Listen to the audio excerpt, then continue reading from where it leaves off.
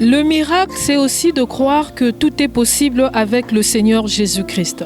Aujourd'hui, l'apôtre Alain Pacifique, visionnaire des églises Mission Évangélique à Exode, a son actif plusieurs assemblées à travers le monde, à savoir en France, au Congo, en Afrique du Sud, en RDC, qui nous a parlé d'un thème portant sur 5 pains et 2 poissons. Je vous laisse suivre un extrait et on se retrouve juste après. Mais lorsqu'il dit que même si on achetait le pain de 600 000, ça ne va pas suffire pour cette foule. C'est qu'il y avait une foule énorme.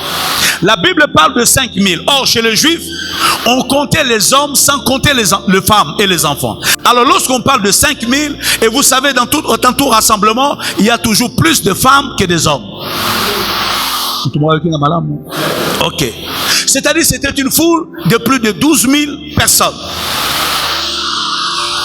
Maintenant, Philippe voit la foule et dit, mais non, même si c'est pour 200 deniers, c'est impossible. Lui, André lui dit aussi, mais il y a un jeune homme ici qui a 5 pains et 2 poissons. Mais qu'est-ce que cela pour tant de personnes? Alors, le maître entre en scène. Alléluia. Là où tes idées s'arrêtent, c'est là où le Seigneur commence. Acclame le Seigneur Jésus. Oh, alléluia. Alléluia. Bien-aimé, Jésus est merveilleux. Dites très fort, Jésus est bon. Dites très fort, Jésus est bon. Dites très fort, Jésus est bon. Quand Sarah dit, est-ce qu'une femme de 90 ans peut avoir un enfant? C'est là où Dieu a commencé. Quand Abraham a dit, mais un homme de 100 ans, est-ce qu'il peut avoir encore des désirs? C'est là où Dieu est entré en scène. Là où tu crois que c'est impossible, c'est là où Dieu commence. Mais je te dis, de ta bouche, ne prononce jamais l'impossible. Dieu est capable de tout faire dans ta vie. Mon Dieu est bon. Plus fort. Mon Dieu est bon. Oh, mon Dieu est bon. Il est bon. Alors Jésus va donner un enseignement et c'est par là que je m'arrête. Il leur dit ceci. Lorsqu'ils lui ont demandé du pain, il dit non. Le pain que vos pères ont mangé dans le désert, la manne là, ce n'était pas le vrai pain. Mais mon Père vous donne le vrai pain. Parce que le pain de Dieu, c'est celui qui descend du ciel et qui donne la vie au monde. Voilà la définition du pain. En d'autres termes, moi Jésus, le pain que vous demandez là, le vrai pain que vous devez avoir, devez manger pour avoir la vie éternelle, c'est moi.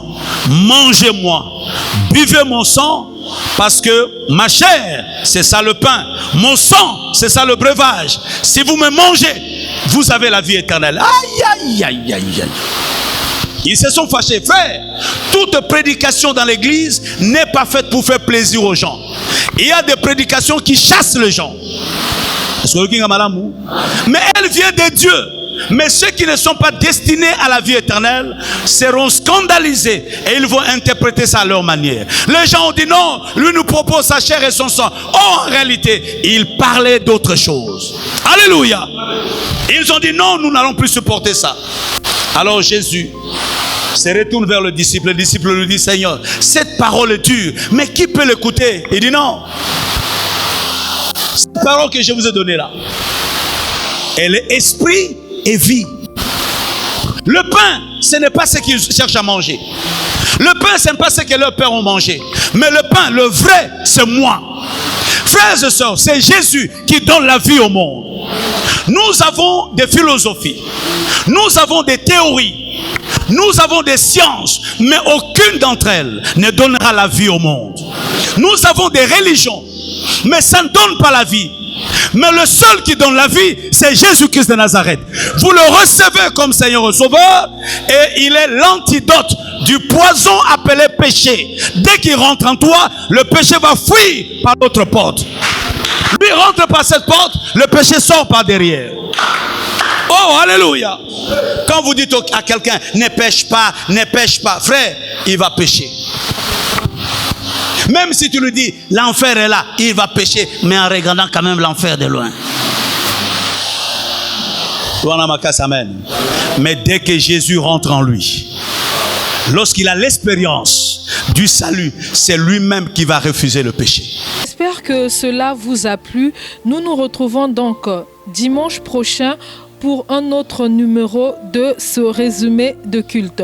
Mais avant cela, cette semaine, nous avons 3 jours de prière intense. Je vous invite à prendre part nombreux à ces moments de prière car nous abordons déjà cette semaine le thème les adversités. Du mercredi au vendredi de 15h à 18h. Ne manquez surtout pas et l'invité aussi invite. Donc à très bientôt.